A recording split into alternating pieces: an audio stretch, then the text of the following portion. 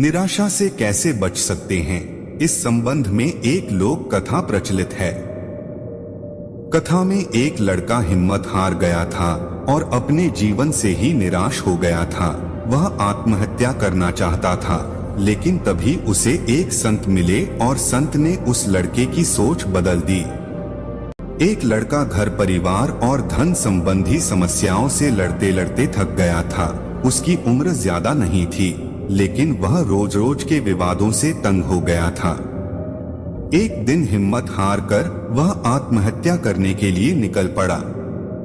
चलते चलते एक जंगल में पहुंच गया। जंगल में काफी दूर चलने के बाद भी उसका मन शांत नहीं हुआ।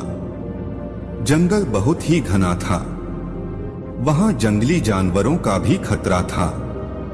तभी उसे एक छोटी सी झोपड़ी दिखाई दी। लड़के ने सोचा कि इस घने जंगल में झोपड़ी बनाकर कौन रह रहा है। अपनी जिज्ञासा शांत करने के लिए वह लड़का झोपड़ी की ओर बढ़ने लगा। झोपड़ी के पास पहुंचा तो उसे एक संत दिखाई दिए। संत ध्यान की मुद्रा में बैठे थे और उनके चेहरे पर शांति और प्रसन्नता दिखाई दे रही थी। लड़का संत के पास ही बैठ गया। संत ने लड़के को देखा तो उसका परिचय पूछा। लड़के ने कहा कि वह अपने जीवन में परेशान हो गया है और मरना चाहता है। इसीलिए इस जंगल में आया हूं ताकि किसी तरह से मैं अपना जीवन खत्म कर सकूं।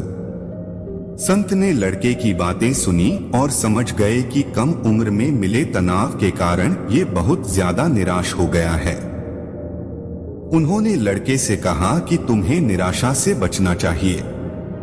समस्याएं तो आती जाती रहेंगी, समय एक सा नहीं रहता है। संत ने लड़के को समझाने के लिए एक कथा सुनानी शुरू की। संत बोले, एक छोटे बच्चे ने एक दिन अपने घर में बांस का और एक कैक्टस का पौधा अपने घर के आंगन में लगाया। उसका बागवानी का नया नया शौक था। बच्चा रोज दोनों पौधों की एक समान देखभाल करने लगा। रोज सुबह शाम पानी देता, धूप छांव में पौधों का ध्यान रखता। काफी समय बीतने के बाद कैक्टस का पौधा तो पनप गया, लेकिन बांस का पौधे में कोई बदलाव नहीं दिख रहा था। बच्चा सोचता था कि कैक्टस को पनप रहा है, लेकिन ये बांस के पौधे को क्या हो गया है। बच्चा रोज ये बात सोचता, लेकिन वह निराश नहीं हुआ और रोज दोनों की पौधों की देखभाल करता रहा। थोड़ा और समय निकल गया, लेकिन कैक्टस की तुलना में बांस का पौधे में संतोषजनक प्रगति नहीं दिख रही थी। बच्चा अपने मेहनत में लगा रहा। कुछ समय के बाद एक दिन बांस का पौधा पनप गया और कुछ ही दिनों में बांस का पौधा कैक्टस से भी बड़ा हो गया। संत ने उस निराश लड़के से आगे कहा कि बांस का पौधा पहले तो अपनी जड़ें मजबूत कर रहा था, इसलिए उसे पनपने में समय लगा, लेकिन वह बच्चा भी अपनी कोशिशों में पीछे नहीं हटा, निराश नहीं हुआ।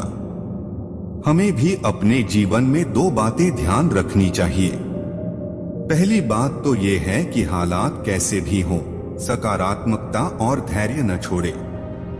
दूसरी बात यह है कि पहले हमें अपनी जड़ें मजबूत करनी चाहिए।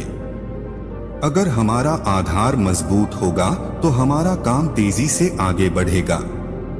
सकारात्मकता और धैर्य रखेंगे तो जीवन में जल्दी ही संतोषजनक बदलाव दिखाई दे सकते हैं।